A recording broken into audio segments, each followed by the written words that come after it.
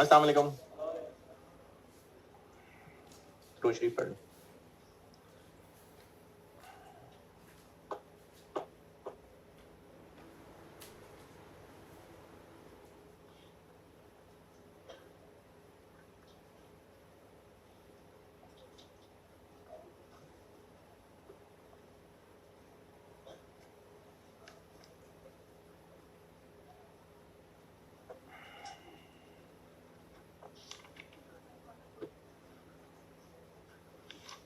कल कोई बात की थी मैंने?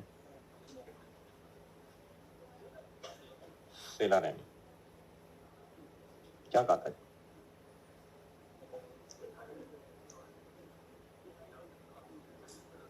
हाँ हाँ हाँ।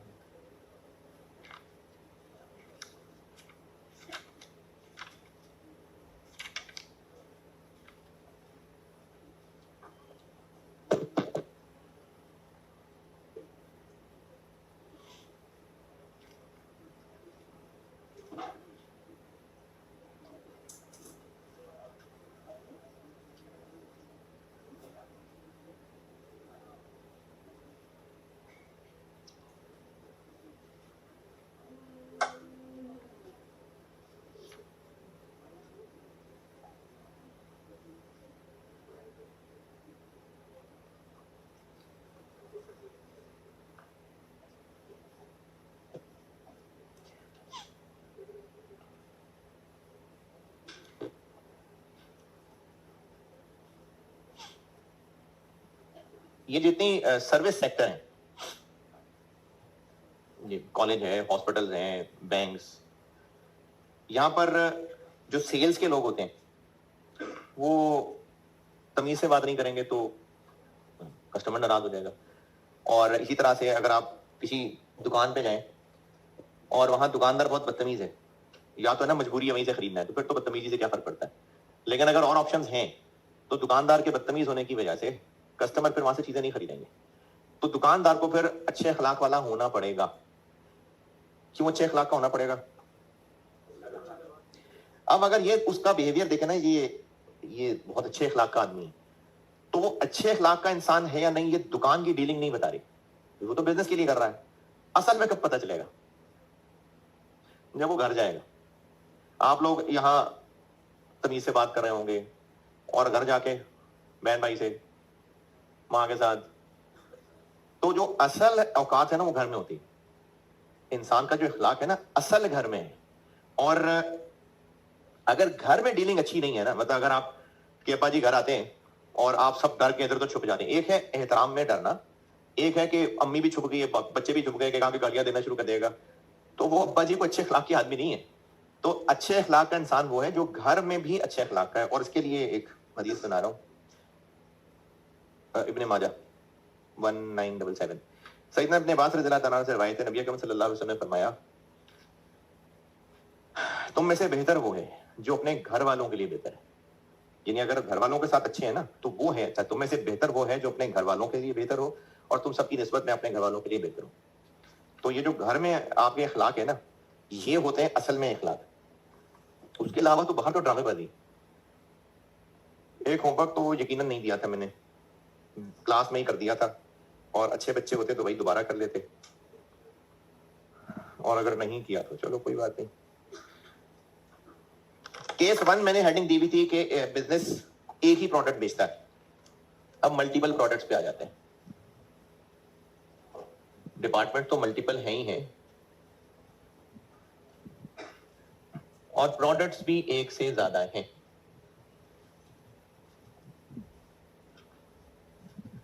मल्टीपल प्रोडक्ट्स हैं। अच्छा, अगर मल्टीपल प्रोडक्ट्स हैं तो बिजनेस को इवेंचुअली हर प्रोडक्ट का ओआर अलग अलग जानना है। क्यों? हाय हाय भाई, ओआर क्यों निकाल रहे हैं? प्रोडक्ट की पर यूनिट कॉस्ट जानना चाहते हैं ना, इसलिए ओआर निकाल रहे हैं। तो अगर प्रोडक्ट्स एक से ज्यादा है तो हर एक की कॉस्ट भी अलग अलग जाननी है। तो अगर बिजनेस के मल्टीपल प्रोडक्ट्स हैं तो बिजनेस अल्टीमेटली चाहता है हर प्रोडक्ट का अलग अलग ओआर।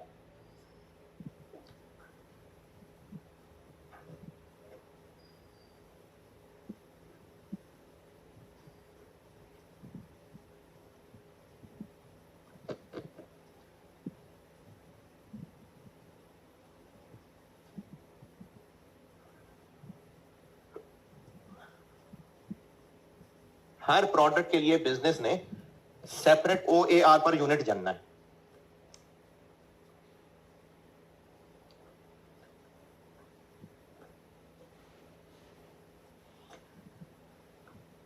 OAR पर यूनिट जानने के लिए दो में से कोई एक तरीका हो सकता है।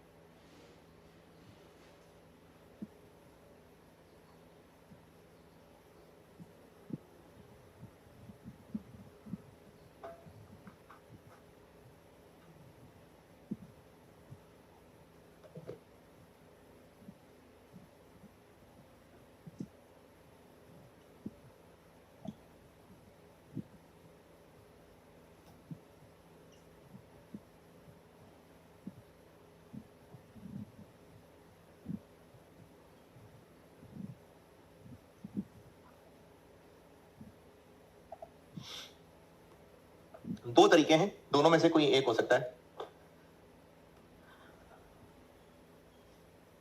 अच्छा, ये जो मैं इन दो तरीकों की अंग्रेजी लिख रहा हूं ना, ये अंग्रेजी आपको हो सकता है अभी समझ ना आए, लिख लें, सवाल कराता हूं तो दोनों बातें समझा दूंगा।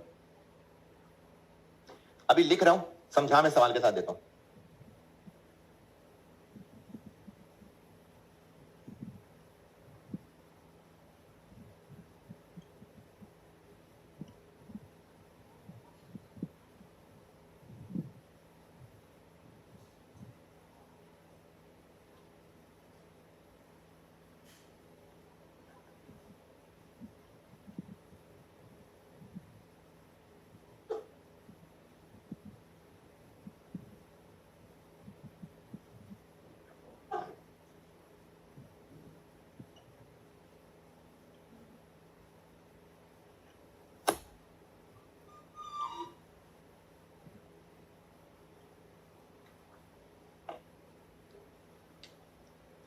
Using OAR for each PT based on any base other than units, मतलब labour hours, machine hours, units के अलावा कोई भी base.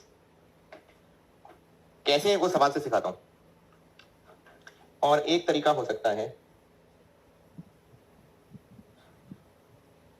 Calculating OAR per unit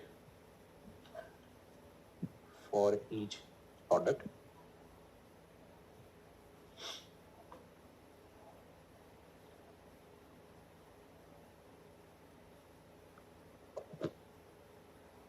by allocating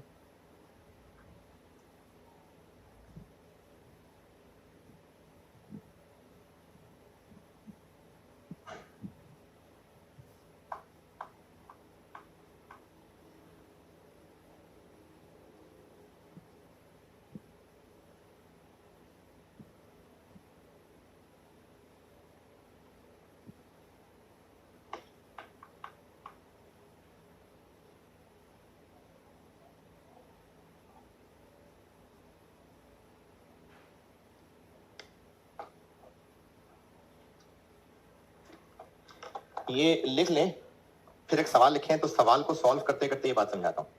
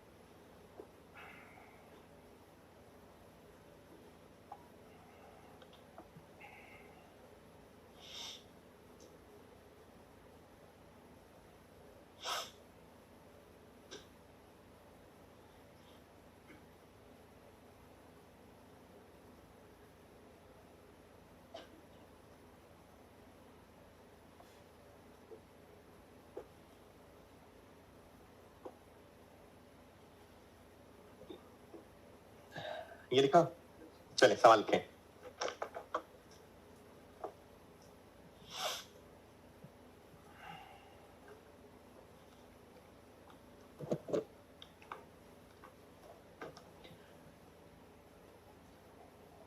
total budgeted FOH, total budgeted FOH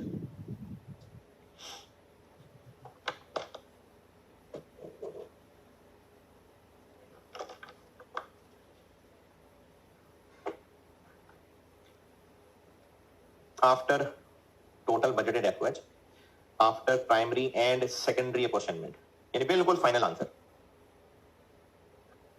एसडीज भी बांट लिए। Total budgeted FOH after primary and secondary apportionment are as follows.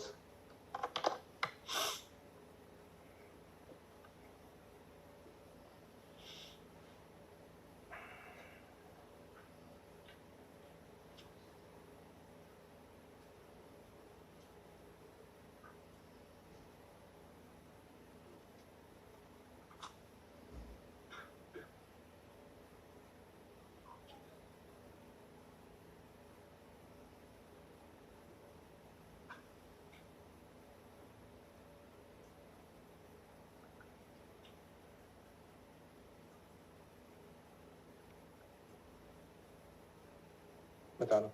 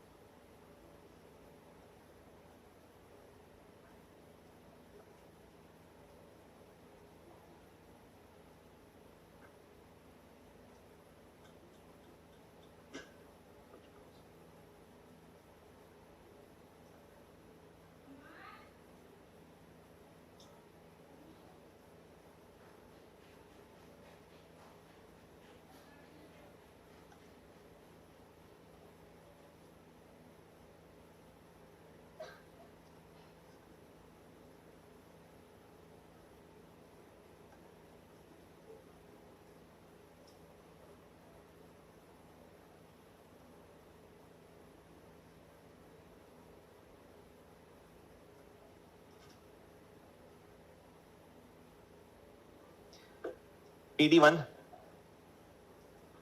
PD1 284,000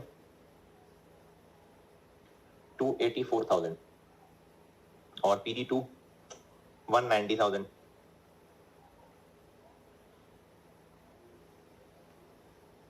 PD1 है 284,000 और PD2 है 190,000।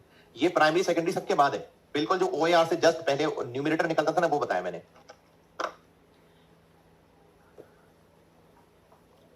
business manufactures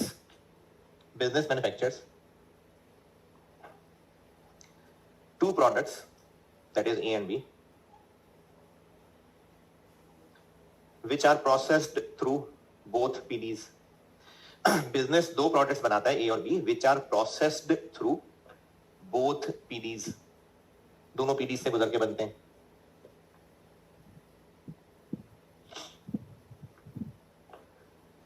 which are processed through both PDs।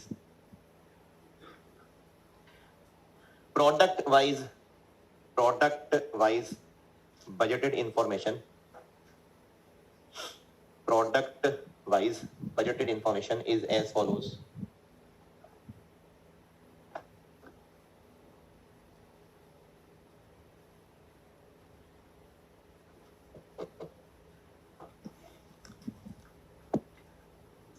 अब ये product wise चीजें बता रहा हूँ।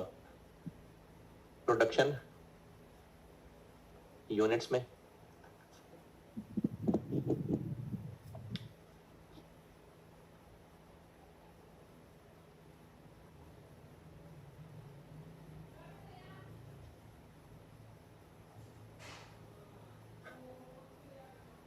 $1,500 और 1,000, 1,500 यूनिट्स और 1,000 यूनिट्स।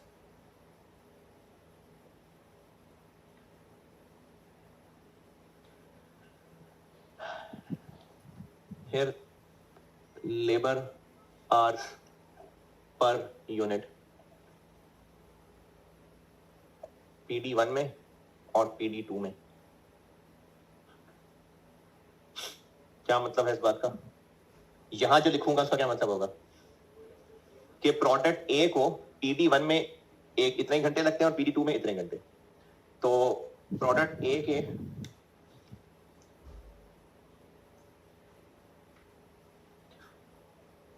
3 आवर्स 3 घंटे PD1 में और 1 घंटा PD2 में, यानी ये, और बी के ये।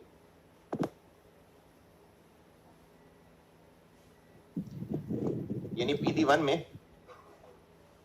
3 घंटे वर्कर्स के लगते हैं प्रोडक्ट ए, फिर वो बना के PD2 में जाता है, वहां 1 घंटे में फिर फाइनली ए बन जाता है। और प्रोडक्ट बी PD1 में भी 1 घंटा लगता है, फिर PD2 में भी 1 घंटा लगता है, फिर बी बनता है।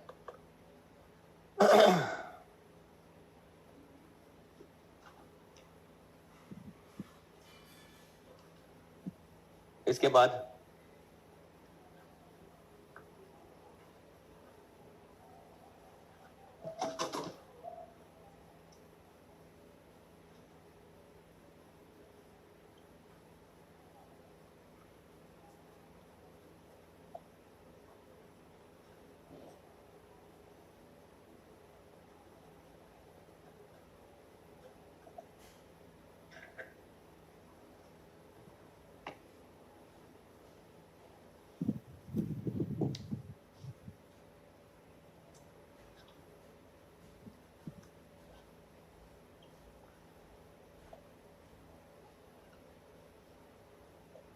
इसका क्या मतलब है? प्रोडक्ट ए पे 40% टाइम PD1 में लगता है और बाकी 70% PD2 में लगता है। हाँ?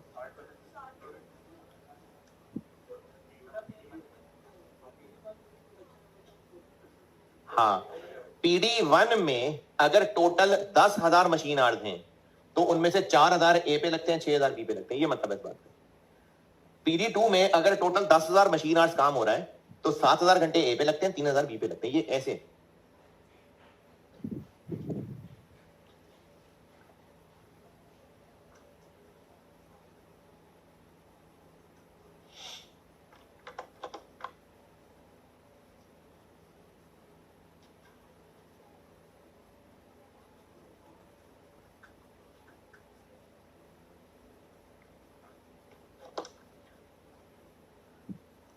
चलिए आपको ओवरहेड्स बता दिए।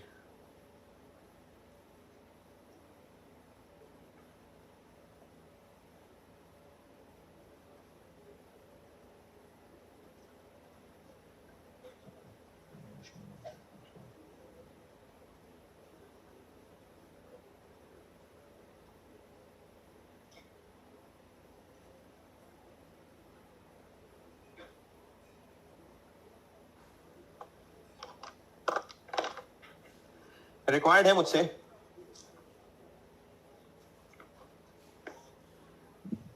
OAR per unit, OAR per unit for each product, OAR per unit for each product. इसके बाद लिखें part A, using labour hour rate, using, जिनकी अंग्रेजी इधर उधर गिर गई दोबारा बता रहा हूं। रिक्वायरमेंट है OAR per unit for each product, ये रिक्वायरमेंट है, लेकिन इन दो अलग अलग तरीकों से। तो OAR per unit for each product colon, उसके बाद part A, using labour hour rate for each PD, labour hour rate for each PD, labour hour rate for each PD। और scenario B,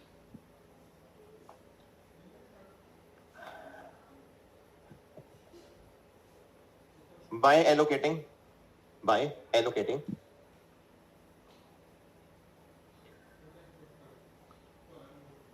overheads of each PD,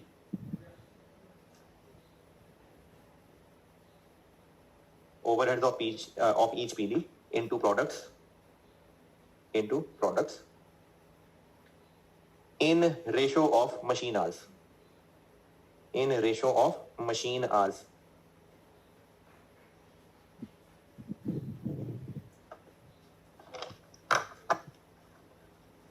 मुझसे required.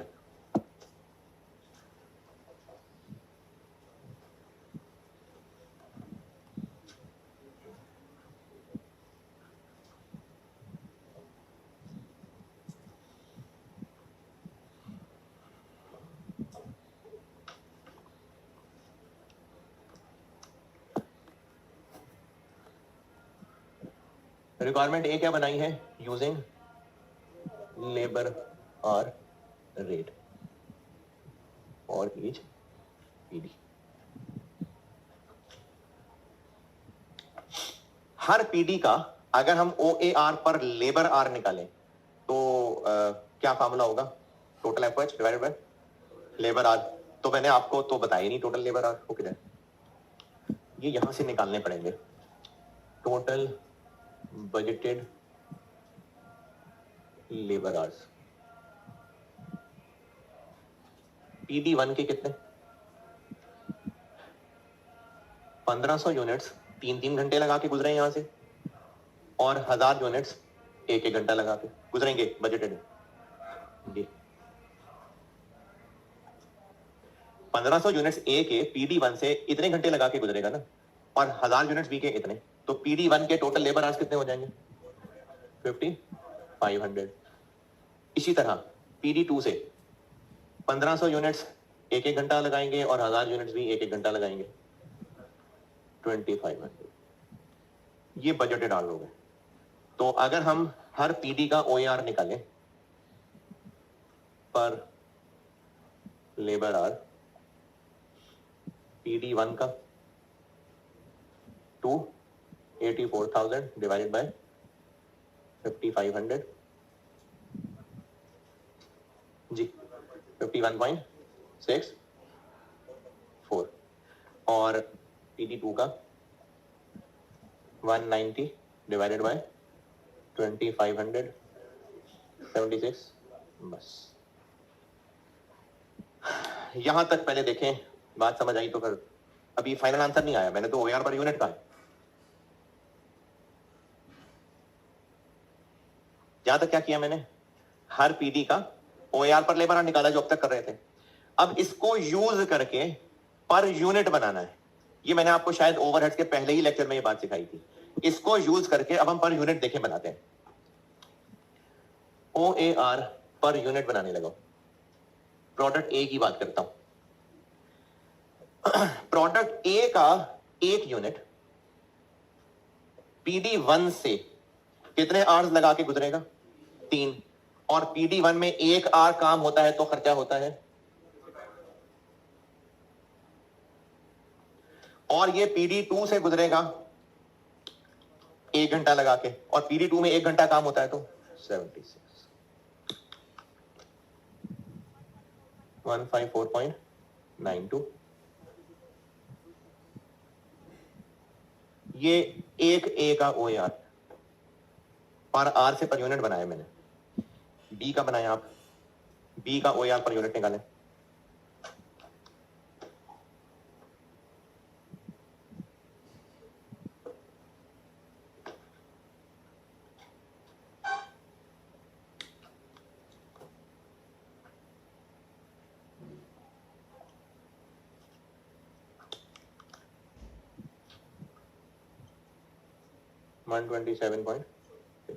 इसने दोनों में 1-1 घंटा लगा के गुजरना।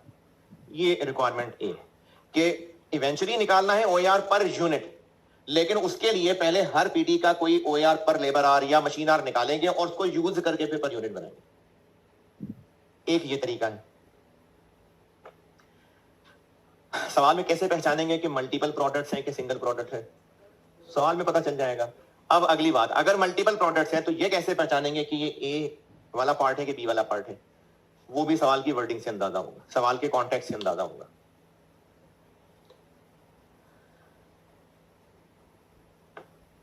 इसकी कैलकुलेशन देख लें, इसमें कोई एतराज परेशानी है तो पूछें, फिर पार्ट बी करता हूं।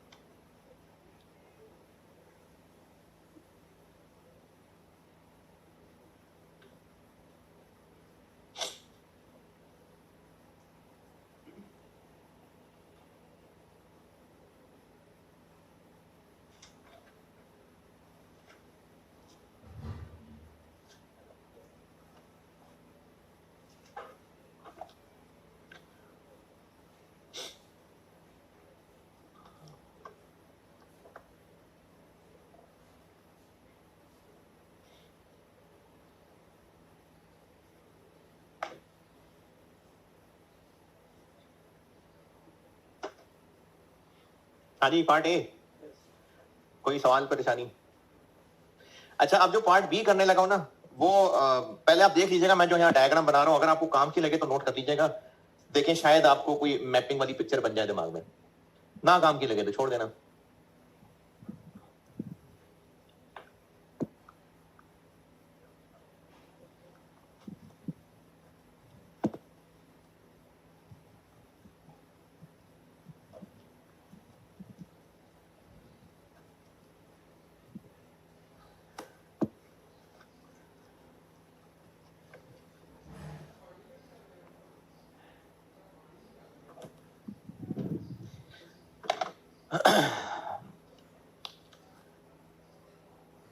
ये जो पार्ट बी है ना, आज तक एग्जाम्स में टेस्ट यही हुआ है। ये पार्ट ए तो मैंने खुद ही सोच के एक चीज बना ली है, वरना ये मल्टीपल प्रोडक्ट्स में जो टेस्टिंग होती है वो यही है, ये जो पार्ट बी करने लगा। अच्छा, ये मैं इधर एक नक्शा सा बना रहा हूं, पहले देख लेना, अगर आपको समझ आए तो करिएगा, ना समझ आए तो कोई बात नहीं।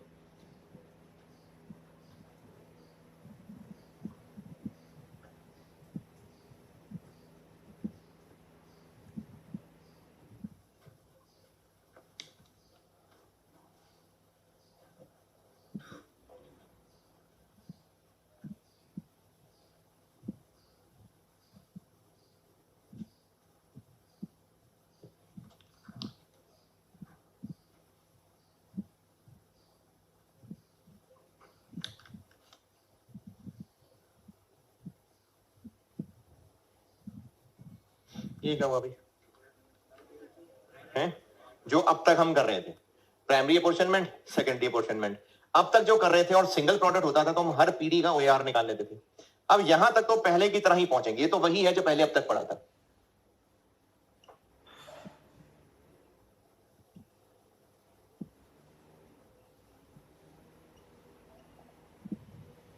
वो जो कल तक पड़ा था, यहां तक तो वही है। मल्टीपल प्रोडक्ट में ना अब होगा ये कि ये कॉलम, ये टेबल बस यहां एंड हो गया। अब प्रोडक्ट ए और बी आएगा, और उस प्रोडक्ट ए और बी के अंदर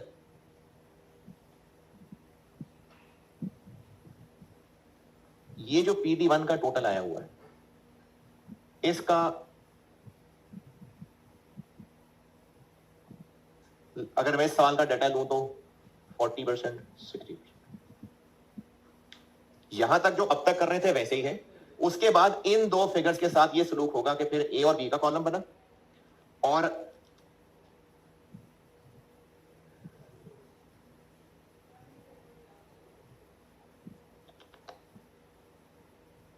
क्रॉसिंग हो गई सी यार।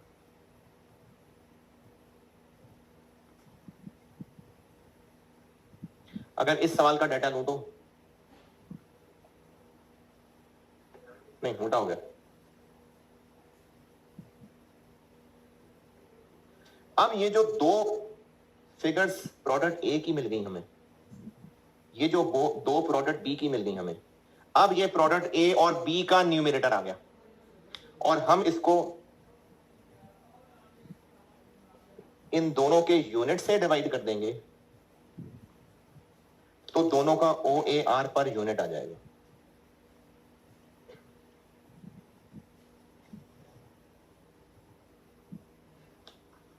यानी यहां तक कल जैसा ही है।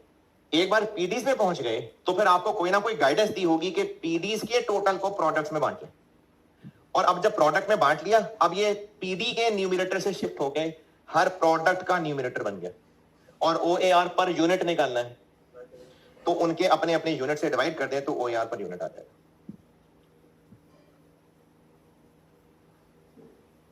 चलिए लिख लें अगर लिखना चाहें।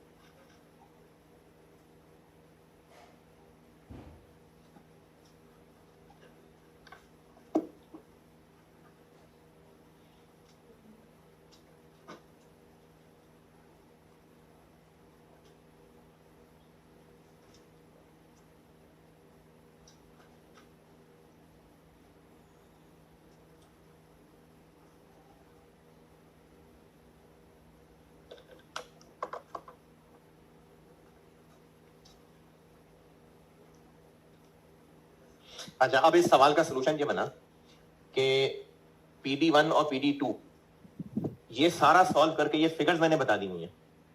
अब हमने सिर्फ इसको 40 60 और 70 30 बांटना ही है। तो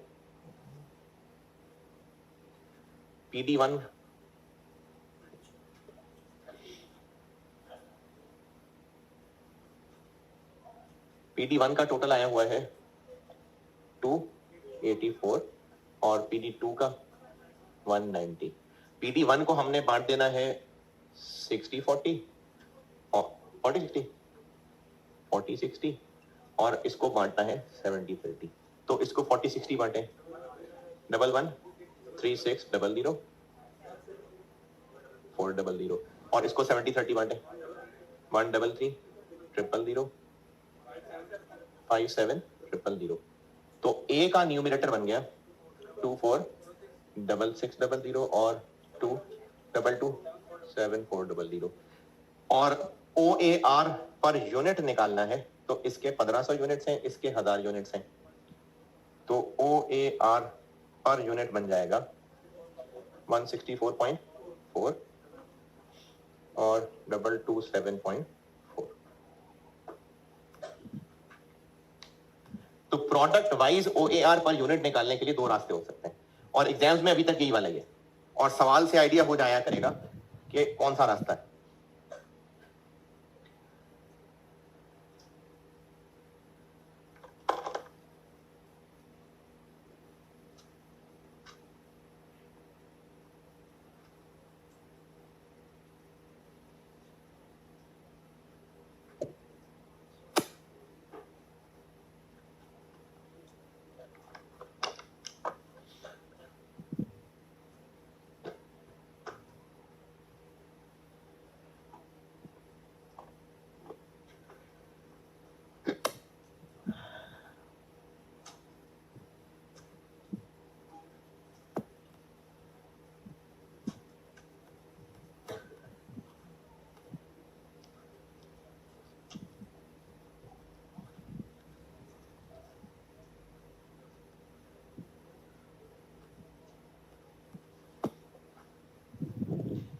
OAR की कैलकुलेशन बहुत कर ली।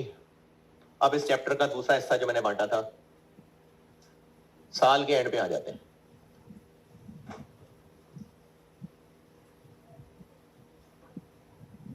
साल के एंड पे आ गए।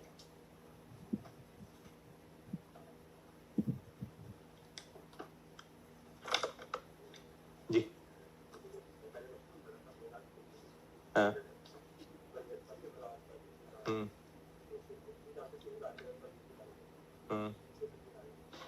एक प्रोडक्ट था ना, इसमें प्रोडक्ट अलग हैं तो उन प्रोडक्ट्स में खर्चे बंटने की रेशो अलग हो रही है। ये वाला जो तरीका लगा ना, इसमें प्रोडक्ट में खर्चे मशीन आवर्स की रेशो में बंटे हैं और जो पिछला वाला पार्ट ए किया टेक्निकली उसमें लेबर आवर्स की रेशो में बंटे हैं। इसलिए आंसर फर्क आ रहा है। जो शुरू में मैंने आपको सवाल करा के हर एक का पर यूनिट सेम निकाल के दिया था वो प्रोडक्ट ही एक था। तो इसमें मल्टीपल प्रोडक्ट्स हैं तो दोनों आंसर फर्क आएंगे।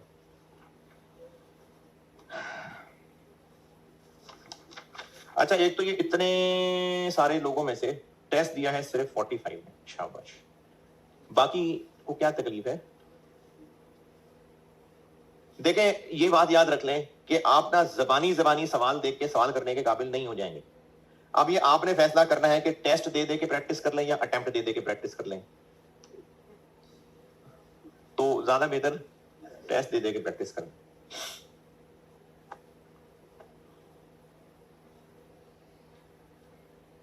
फातिमा हक, मोहम्मद बासिम, मोहम्मद बिलाल सईद, मुनीब सईद, चलिए पूरे पूरे ही हैं टेस्ट में, शाबाश। और अहमद गुलजार,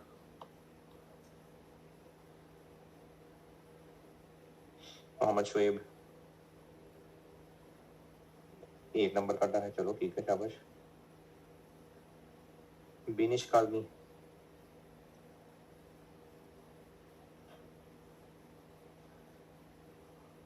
यार ये नाम मुझसे पढ़ा नहीं जा रहा। राना नहीं, सनाउल्लाह नहीं है, इफ्रस्तार नाम नहीं कोई आप में से? इफ्रस्तार, अच्छा, मिनाहिल 17 चलो ठीक है गुड। अच्छा, इसमें ना ये टेस्ट के अंदर एक दो चीजें हैं ध्यान से सुनने वाली। एक तो वैसे तो ये डिस्कशन वीडियो आप लोगों से वो लिंक शेयर कर लेगा, टीएन डिस्कशन वीडियो रिकॉर्ड कराइए। एक दो बातें जबानी जबानी सुन लेंगे, जो 40-45 लोग इन्होंने टेस्ट दिया है। ये जो पहला क्वेश्चन था, इसमें एक दो बच्चों के अलावा किसी ने लिफ्ट ही नहीं करवाई ऑल अदर आइटम्स को, लिफ्ट ही नहीं करवाई, यानी बस ए बी और सी बस इनको सॉल्व कर दिया, और अदर आइटम्स भी थी उनको लिफ्ट ही नहीं करवाई, पता ही नहीं चला। एक तो ये पॉइंट था, आल्दो के नंबर इसका शायद एक दो ही होंगे, लेकिन ये पॉइंट तकरीबन तकरीबन एक दो लोगों के अलावा सब ने मिस किया। दूसरा जो शायद किसी एक का भी ठीक नहीं है, किसी एक का, दूसरे सवाल में एक एरर ये था कि हमने परचेज करते हुए यूनिट्स खरीदे थे, उनमें सेल्स टैक्स की फिगर भी शामिल ही रहने दे दी थी, असल में वो रिफंडेबल था। तो हम इस वक्त ना परचेजेस नहीं ठीक कर रहे, हम क्लोजिंग स्टॉक ठीक कर रहे हैं, तो उसमें इनमें से जितनी चीजें बची हुई हैं उनको ठीक करना है। तो ये शायद यारी तो कहने किया था सुहेब। अच्छा, ये जो 6-7 लोग हैं इन्होंने किया, बस बाकी उन्होंने नहीं किया। स्प्रिंग 24 करते हैं, स्प्रिंग 24 भी मैंने बोर्ड पे किया था, ऑटम 23 भी बोर्ड पे किया था। हम इस वक्त ठीक कर क्या रहे हैं, हम क्लोजिंग स्टॉक ठीक कर रहे हैं। तो जो परचेजेस करते हुए गलती थी वो सारी थोड़ी क्लोजिंग स्टॉक में शामिल है, जितने यूनिट्स क्लोजिंग स्टॉक में बचे रह गए हैं उन्हीं फिगर्स का टैक्स ठीक करना था। चले, बाकी फिर आपको डिस्कशन वीडियो मिली जाएगी। अब हम आ गए साल के एंड पे। साल के शुरू में ओआर कर लिया कैलकुलेट, अब साल के एंड पे आ गए।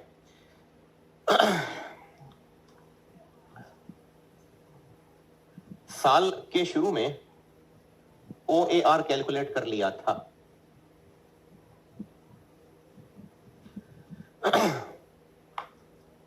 साल के एंड पे ना हमें अब एक्चुअल ओवरहेड्स पता लग गए हुए हैं, तो साल के एंड पे हम 3 काम कर रहे होंगे। एक, साल के एंड पे हमें एक्चुअल ओवरहेड्स पता चल चुके हुए हैं,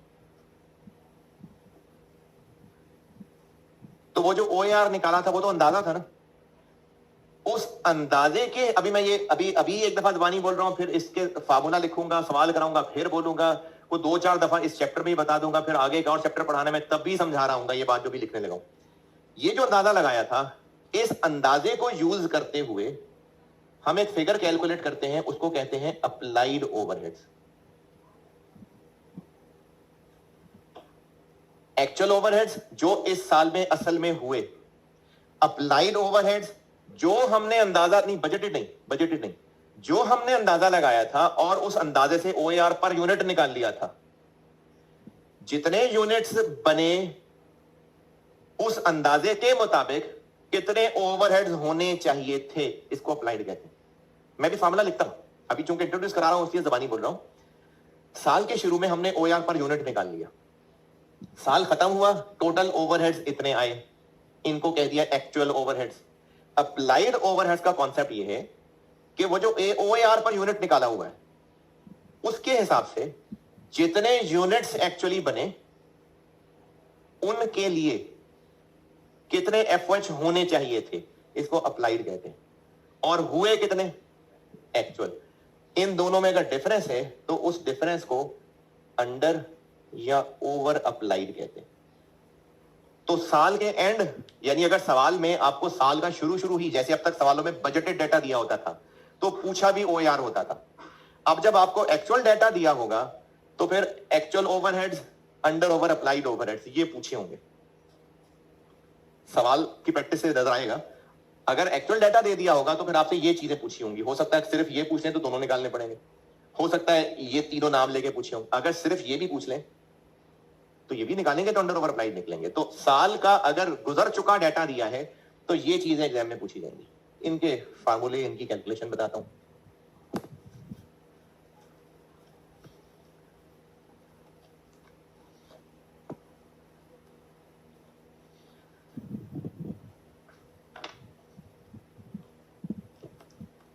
पहली चीज एक्चुअल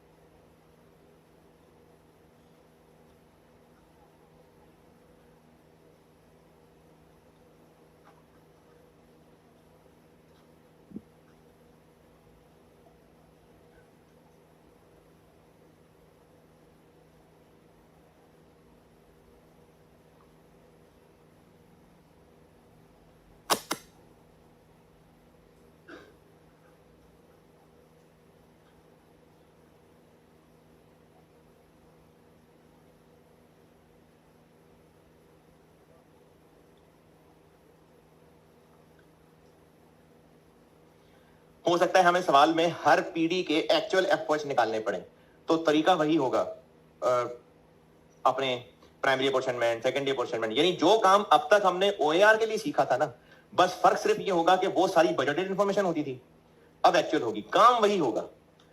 हमें हर प्रोडक्ट के लिए अलग अलग या हर पीडी के लिए अलग अलग ओवरहेड्स निकालने पड़ेंगे, सवाल का तरीका, सॉल्व करने का सब कुछ वही होगा जो अब तक पढ़ा है, इंफॉर्मेशन एक्चुअल वाली हो रही होगी।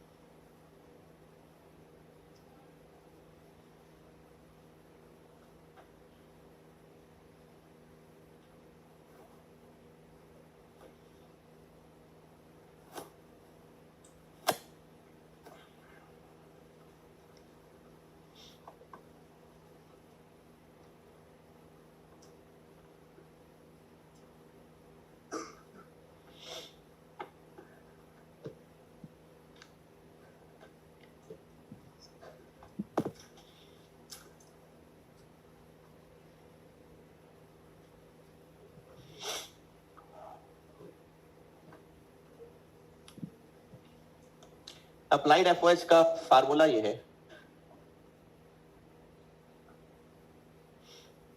OAR इंटू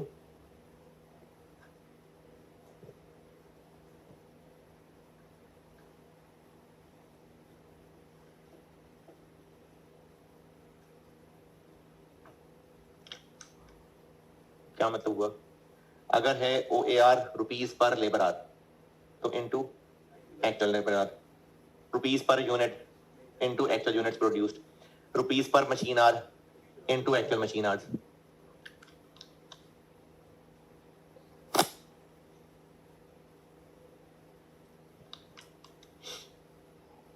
और अंडर या ओवर अप्लाइड होता है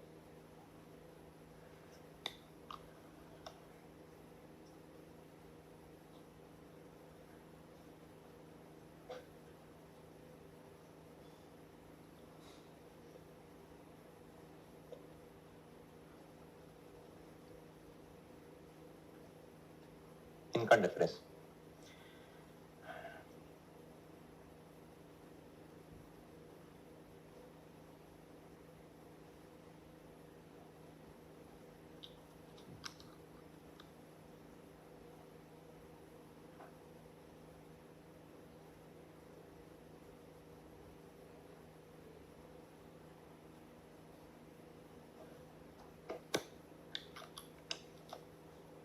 अच्छा, इसमें ना आप मासूम बच्चे बड़े दिनों तक मुश्किलों में रहेंगे, मैं बार बार आपको समझाने की कोशिश करता रहूंगा, लेकिन तजुर्बा यही है कि आप मासूम बच्चे घबराते रहेंगे।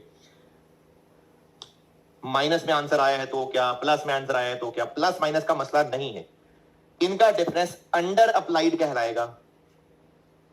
नहीं ना, प्लस माइनस नहीं भाई, अंडर अप्लाइड कहलाएगा अगर अप्लाइड एक्चुअल से कम है, अंडर अप्लाइड, और ओवर अप्लाइड कहलाएगा अगर अप्लाइड एक्चुअल से ज्यादा है। प्लस माइनस से नहीं रूल बना लेना, प्लस माइनस तो डिपेंड करता है पहले क्या लिखा हुआ है। अगर ये ज्यादा है, मैं इसमें से ये माइनस करूं तो आंसर पॉजिटिव में आएगा, और अगर इसमें से वो माइनस करूं तो नेगेटिव में आ जाएगा। तो प्लस माइनस का मसला नहीं है, अगर अप्लाइड ज्यादा है तो ओवर अप्लाइड है, और अगर अप्लाइड कम है तो अंडर अप्लाइड है। ये नाम से याद रखें, अंडर अप्लाइड, अप्लाइड कम है तो वो अंडर अप्लाइड है, अप्लाइड ज्यादा है तो वो ओवर अप्लाइड। किससे कम किससे ज्यादा, एक्चुअल से। अंडर ओवर अप्लाइड कैलकुलेट क्यों करते हैं, इस क्यों का जवाब अगले चैप्टर्स में। इस चैप्टर में बस इतना के करते हैं, यानी इस चैप्टर में बस कैलकुलेशन आनी चाहिए। जो मैंने इसका तीसरा हिस्सा बना के लिखा था कि ये चैप्टर 4 और 5 के साथ सिखाऊंगा, तो क्यों का जवाब तब है डबल एंट्रीज पढ़ाते हुए। अभी बस करते हैं कैलकुलेट।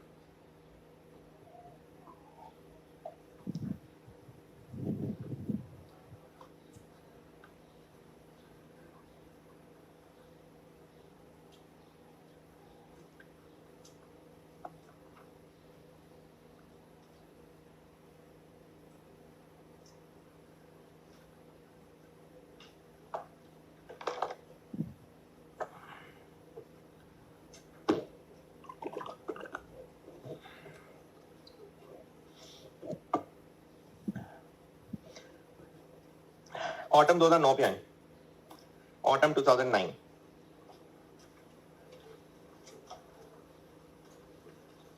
ऑटम 2009।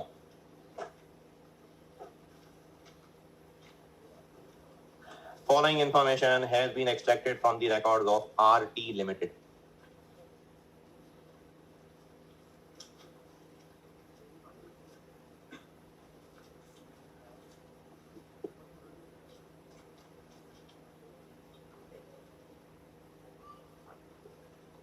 नई बुक में क्वेश्चन 12, पुरानी में 11 होगा। पहुंचे तो फिर पढ़ लें।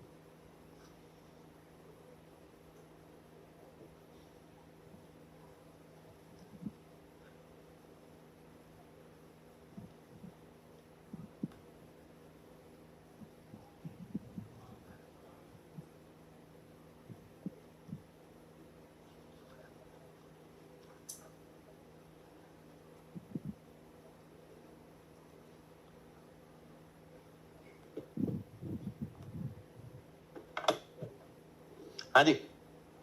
अच्छा, अब टेबल अजीब सा है, budgeted actual, budgeted actual, budgeted actual, budgeted actual. तो होगा काम, तो होगा, कोई ना कोई फालतू चीजें तो नहीं दी। टेबल में है क्या, अगस्त के महीने का 3 पीडीज हैं, 3 एसडीज हैं, और उनके बारे में कुछ बजटेड और कुछ एक्चुअल इंफॉर्मेशन दी हुई है। Part A, required part A, SDs की एक्चुअल ओवरहेड्स को पीडीज में बांटना है, रिपीटेड डिस्ट्रीब्यूशन। रिपीटेड डिस्ट्रीब्यूशन क्यों कह रहा है, क्योंकि टेबल के एंड पे देखें तो ये 2 वे सपोर्ट है और प्राइमरी अपॉर्शनमेंट कर दी हुई है, वरना आपको वो डेप्रिसिएशन और पावर और ये खर्चे नजर आ रहे होते। प्राइमरी अपॉर्शनमेंट कर दी हुई है, अब आपसे सिर्फ सेकेंडरी अपॉर्शनमेंट करने को कहा है रिक्वायरमेंट ए। एक्चुअल कॉस्ट, एक्चुअल वो किधर है, एक्चुअल ओवरहेड्स, ये इनकी बात कर रहा है। ऑटम 9 पार्ट ए, अंग्रेजी बेसिस। और टोटल कॉलम की जरूरत है तो नहीं वैसे, क्योंकि प्राइमरी अपॉर्शनमेंट तो कर दी हुई है। पीडी 1 है, पीडी 2 है, पीडी 3 है और एसडी 1 है, एसडी 2 है। और रिक्वायरमेंट है कि एक्चुअल ओवरहेड्स को पीडीज में लाना है, यानी सेकेंडरी अपॉर्शनमेंट पूछी है बस। तो टोटल एक्चुअल जो कि सवाल में दिए हुए हैं ₹1000, कितने पीडी 1 में 1250, पीडी 2 2000, 1800, 500, 750, और इसको बांटना है रिपीटेड डिस्ट्रीब्यूशन। तो पहले कौन सा बांटे है जी, जो मर्जी बांट दें, खेलना तो कैच कैच है। SD1 किस रेशो में बंटना है? 20, 30, 40, 10। तो SD1 से हम निकालेंगे 500, 50 यहां जाएगा, 100 यहां, 150 और 2। फिर SD2 किस रेशो में? 30, 40, 20, 10। SD2 में कितना है जो खाली करना है? 800। यहां से 800 गया, यहां आ गया 80, 160, 320 और 240। SD1 20, 30, 40, 10 कितना आ गया SD1 में? 80, 8, 16, 24, 32। SD2 30, 40, 20, 10। अच्छा, अब जब 8 को यहां से निकालेंगे तो यहां आ जाएगा 0.8। और चलो मैं अगर 1 लिख भी दूं तो अगली लाइन में सारे ही पॉइंट्स में आएंगे, तो इसलिए यहां रहने देते हैं। और वो जो 1 यहां लिखना था वो इधर कहीं लिख देते हैं। 3, 2, 3, 2, ये हो गया 7, तो इसको 4 कर देते हैं, चाहे तो इसको 3 कर दें।